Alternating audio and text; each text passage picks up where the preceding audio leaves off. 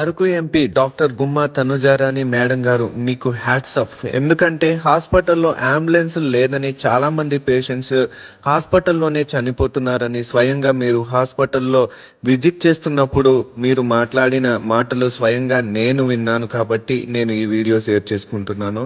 అందరిలాగా మీరు కూడా మాటలు వరకే అని అనుకున్నా, బట్ మీరు ప్రూవ్ చేశారు మేడం.